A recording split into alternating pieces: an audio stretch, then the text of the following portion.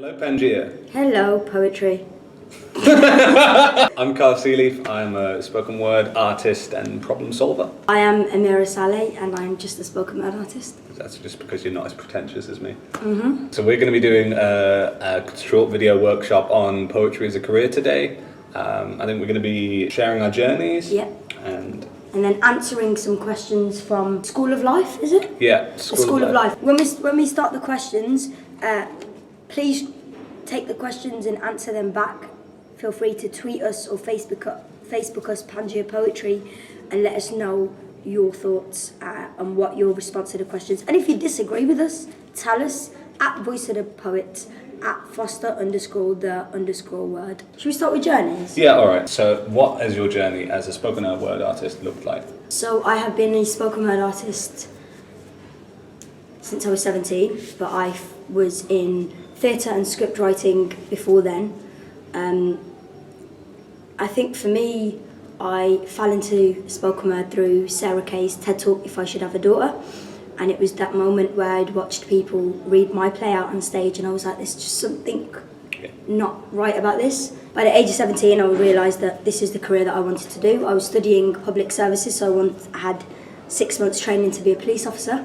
And I kind of just wanted to be a police officer because everyone said I couldn't because I'm 4'9". So I had 6 months training to be a community officer, and then realised that I just wanted to unleash my spoken word to people. I wanted to inspire, I wanted to share stories to other people to make them realise that, kind of like cliche, but you're not alone, like we're all on journeys, we all share stories, and actually I can relate to a story from Carl just as much as he can relate to a story from me. And then I just spent the first 3 years haggling up money to get a bus pass for the week, which gets you on all the buses in Birmingham, and just going to every open mic, performing, just getting people to recognise my name, and then it just kind of went from there. I now do a lot of stuff with spoken word and young people. That's kind of my passion, is how do we engage young people to allow their art to affect change. So yeah, that's my journey. Cole. Yes, Amira? Tell us a bit about your bedroom, spoken word, and your childhood. I mean, I wish you just asked me about my journey because I had an answer to that. I don't know what to tell people about my bedroom. It's messy a lot of the time. So I was always a writer growing up as a kid. Writing was what I wanted to do. I was always reading. I always had my head in the book. I was usually fantasy. And it was just something from a very young age I always knew I wanted to do. Kind of getting into secondary school, I was writing a lot of really, really awful vampire fan fiction style stuff. When one of my teachers, I had wonderful teachers who knew that I had a passion for this and who were willing to try and support me. One of my teachers told me about this writing workshop which was going on in Birmingham, which is where we're both from. And I went along, and there was this workshop on how to tell a story, was how it was marketed. I was being run by a well-known spoken word artist here in the UK called Polar Bear, and I had no idea what spoken word was at the time, but it was kind of my first time seeing what spoken word was, and it was very different to how I'd seen writing done before. It was very personal. There was a much more tangible connection between performer and audience, which you obviously can't necessarily get when you're reading it from a book. It was much more immediate, and it felt very honest in the way it was being told, and I was like, I think that's how I want to tell stories. So I started doing that. It took a couple of years for me to kind of figure out what Birmingham's poetry scene looked like, but I eventually started going to a few open mics and things like that. Started writing more poetry, started performing in more places. Very early on, I kind of got involved in organising poetry events and organising poetry festivals and things like that. And I think at the start, when I said spoken word artist and problem solver, that was kind of, in addition to just me wanting to tell stories, it's always been about, okay, how can I use this to do something else?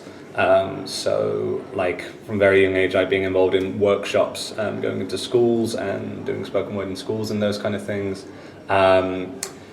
doing stuff like Pangaea and just trying to figure out, well, how can I support other spoken word artists and other poets and things like that, to where I'm now in a position where I work as much just in like the cultural and creative industries as like a project manager and things like that, as often as I am working just as a poet, and the two have kind of always been closely linked in my head, I suppose.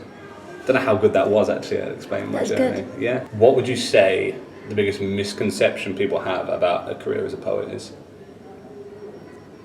That you can only be a poet. That you can just be an artist, but you can't make an impact with that art. I think a lot of people also assume to be a poet you have to be a workshop facilitator, and they're the only two that align together.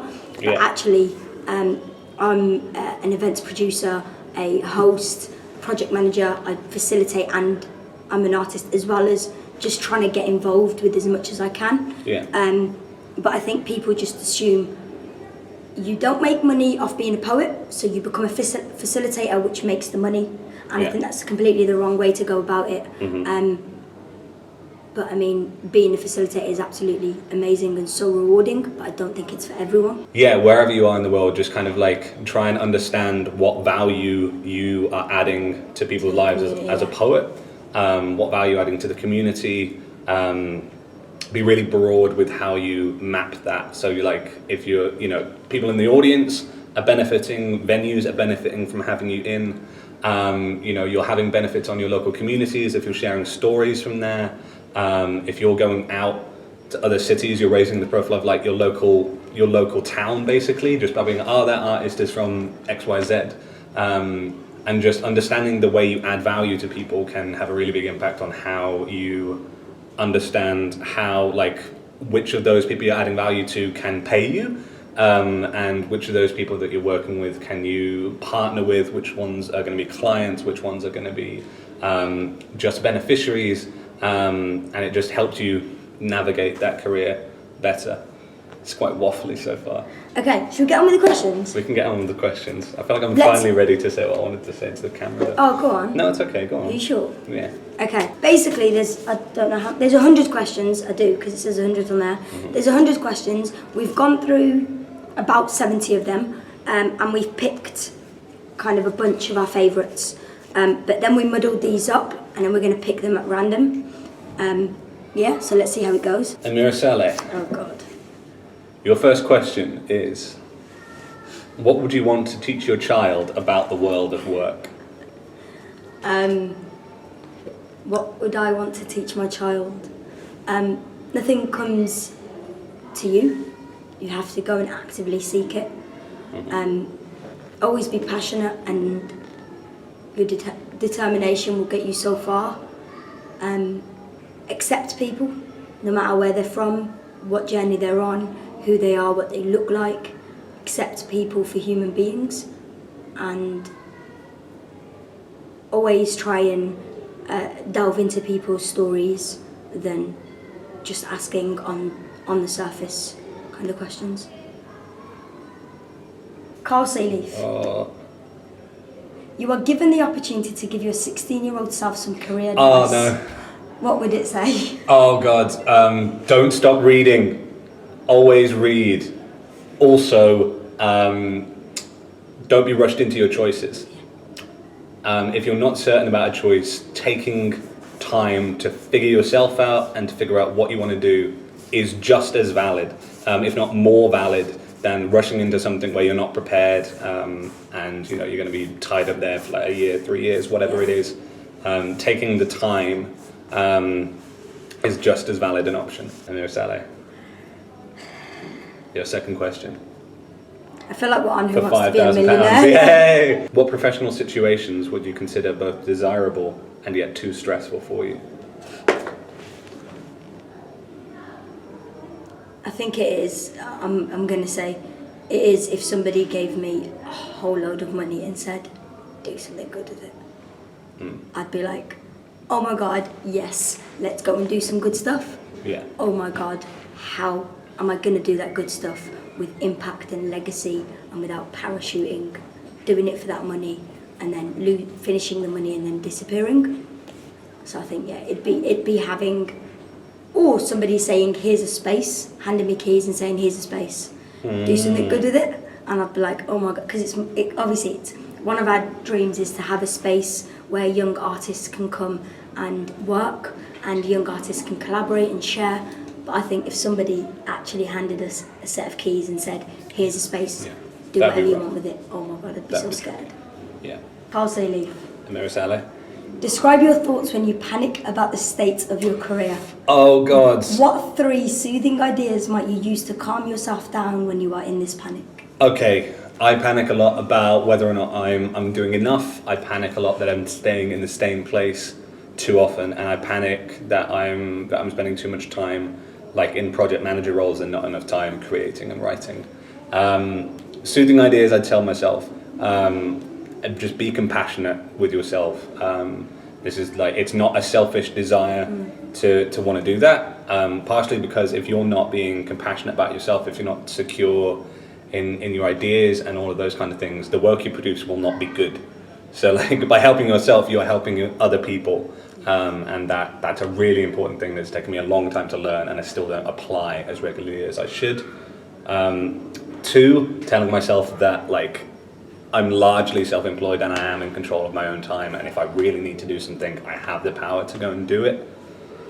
3, knowing I'm surrounded by good people and knowing that I can turn to them and ask them, I can ask them for help and support and guidance if I need to. You're not one of those people. Whatever. Amira Saleh. Yes, Carl Saley. If you were forced to take 2 years out to learn a new skill, what would it be? I want to do so much in 2 years.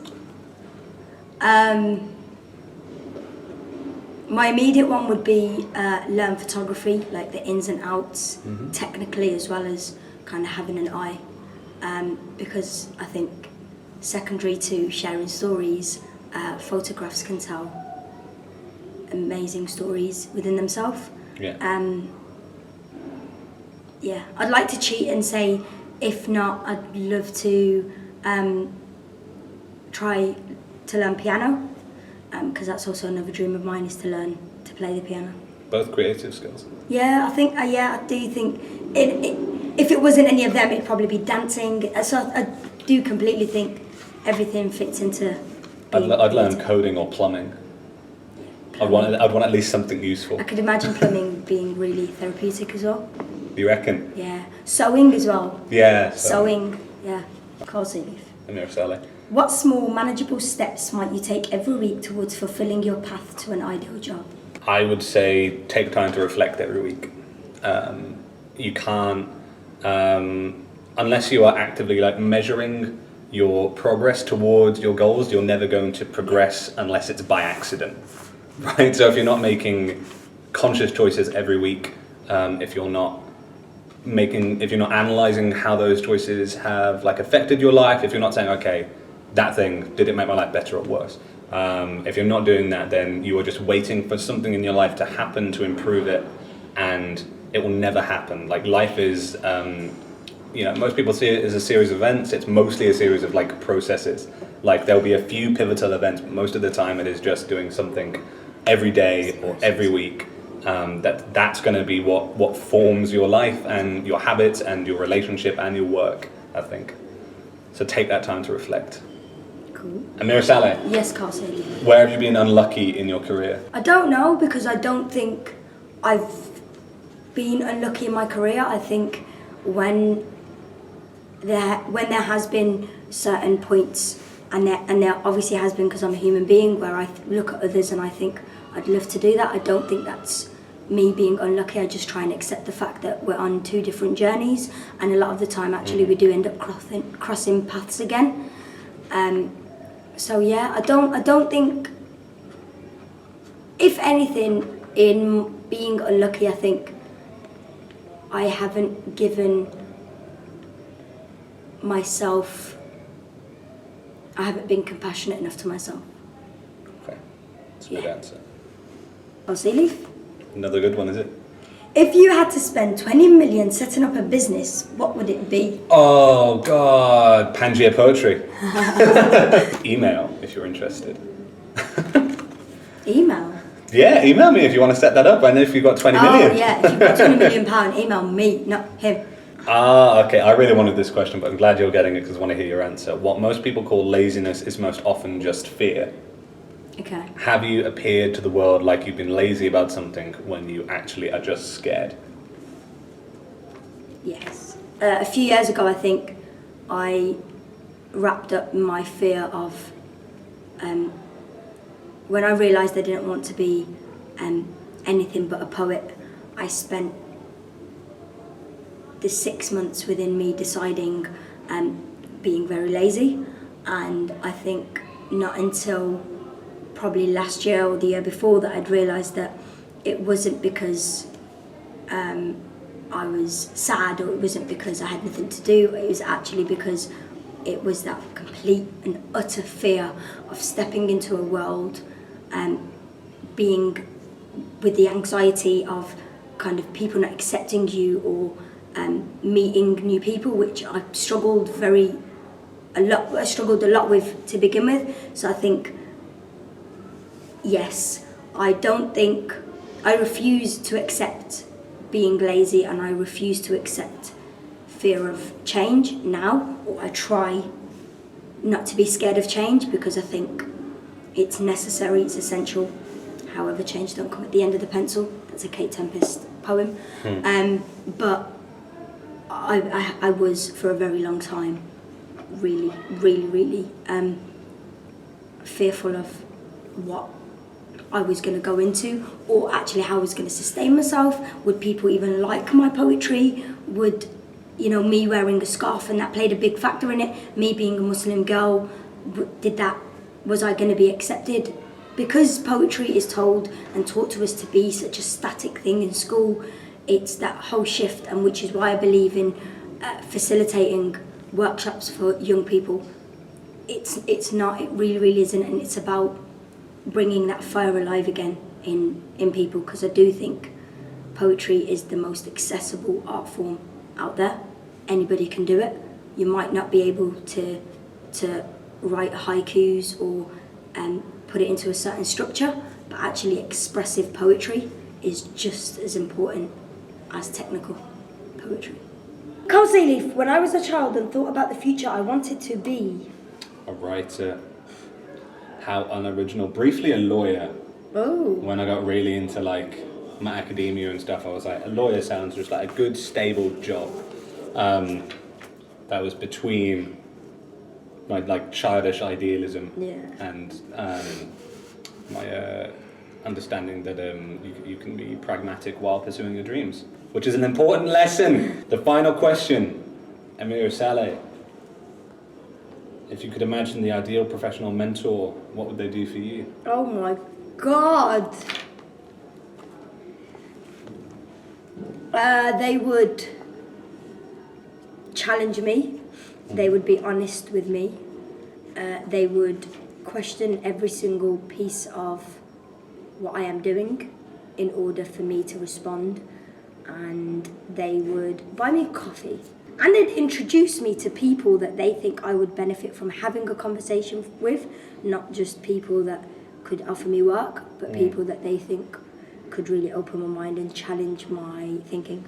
End screen time. Thank you all so much for watching the video. If you enjoyed it, please give us a like and consider subscribing to our channel. Could you please leave us thoughts, comments and feedback in the comments section? Let us know what advice was useful. Was there anything else you wanted to ask us that we didn't cover? We plan on doing more of these kind of workshops, so it's important to us to figure out what's going to be useful to our community. If you're still hungry for more poetry related goodness, you can click on any of the links on the screen to Amira's writing workshop, which is on Facebook, or Christian Foley's latest lecture, which is right here on the channel, or you can watch some of the entries from the last round of the slam. There's going to be a surprise announcement coming out in the next few days. I won't spoil it for you, but it might involve cake and a party. Thank you all once again, and goodbye.